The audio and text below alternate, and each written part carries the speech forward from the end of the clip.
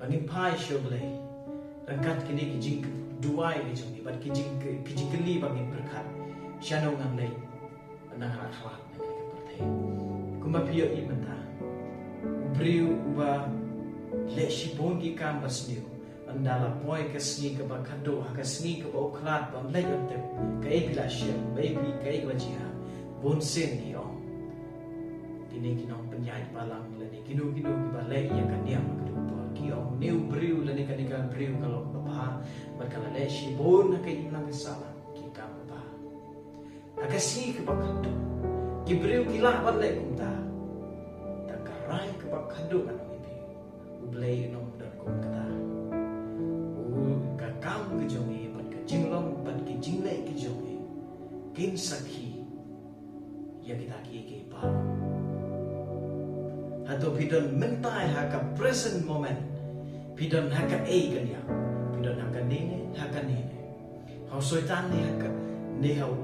soitan ni hau blay pidon menta pijit ya lati pi pentigna ya lati pidon ai menta pat ka bas musi menta kalau dan pun ki badon haka yang jong paman ngidang jit ya kini ginti paman ngidang yai lau ki briu ki baputeng man kelang la di ban pai show blai ngidang don katakan bensin boteng ginong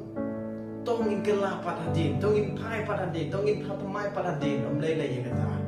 pun sig ni keli la ni ngile ya kum kita ka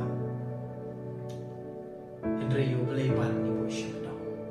gib yo blai pat ki bo shadin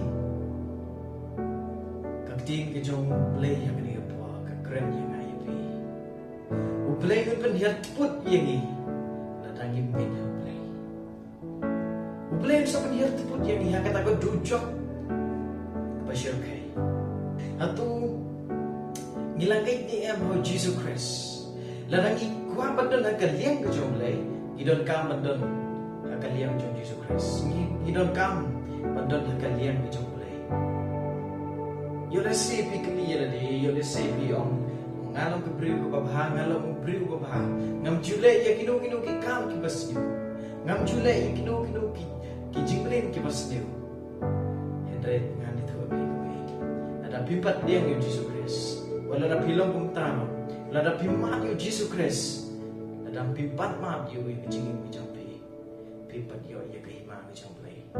ada pimpat ngit yo Jesus Christ ketik ke jampi